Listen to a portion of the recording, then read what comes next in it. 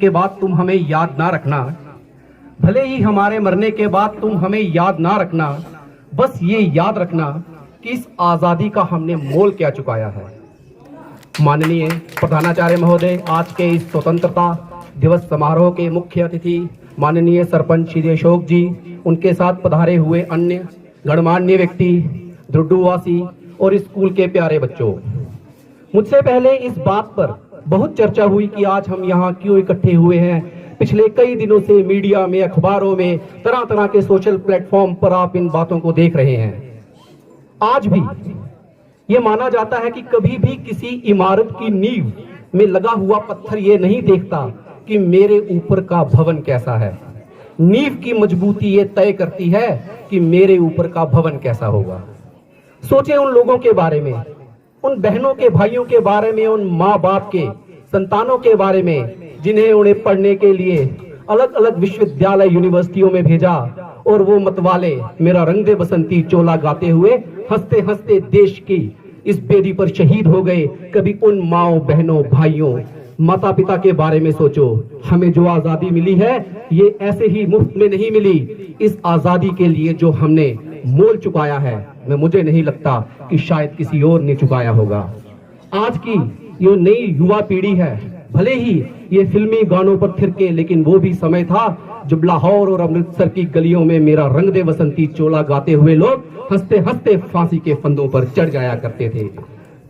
हमें बचपन से ये पढ़ाया जाता रहा है कि भारत एक सभ्य देश था, ये था वो था, अंग्रेज आए उन्होंने हमें सभ्य बनाया।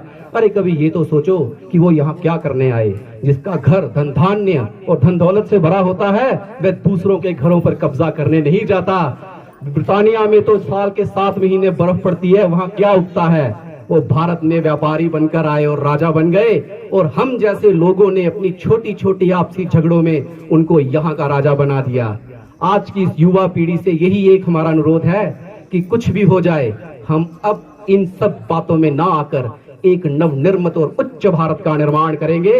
इस समय मैं आपको कुछ और ना कहकर बलवीर सिंह करुण की एक कविता सुनाऊंगा। कविता पाठ ही मेरा मूल ध्येय है। मंगल पांडे से शुरू करूं। मंगल पांडे वो पहले क्रांतिकारी थे जिन्हें फांसी हुई थी 1857 के विद्रोह की। मंगल पांडे से शुरू करूं या मेरठ के गलियारों से, हाहाकारों से शुरू करूं या हर हर बम के नारों से। स्वतंत्र समर की वह गाथा गानी तो मुझे होगी, तो क्यों ना उसको शुरू करूं भारत मां के जयकारों से। कितने सिर इसकी भेंट चढ़े, कितने सर इसकी भेंट चढ़े, उनकी गिनती या तोल न पूछो। इस आजादी का मोल न पूछो, इस आजादी का मोल न पूछो। नहीं मिली हमको आजादी, नहीं मिली हमको आजादी भाषण के भरमारों से, और नहीं मिली हमको आजादी भांति भांति के नारों से।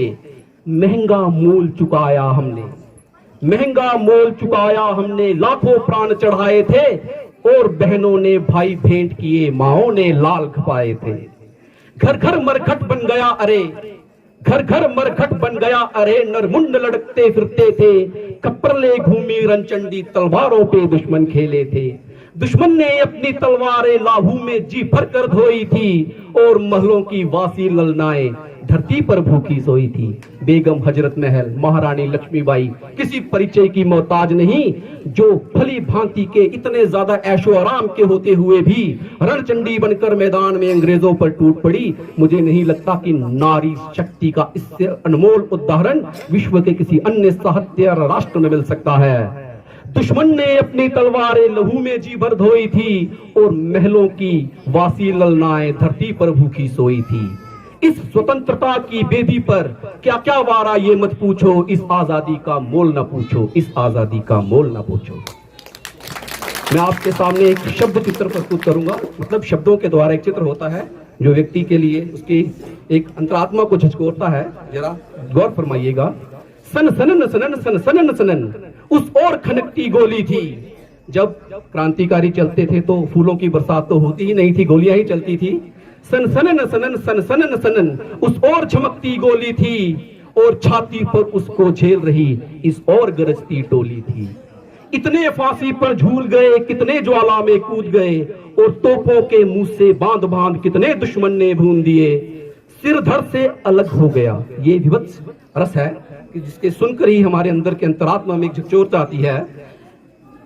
सिर धड़ से अलग हो गया, धड़ पड़े उछलते एक तरफ, लहू के उछले फव्वारे और भारत माँ की जय, भारत माँ की जय, नरमंडों से नारे गूंज रहे।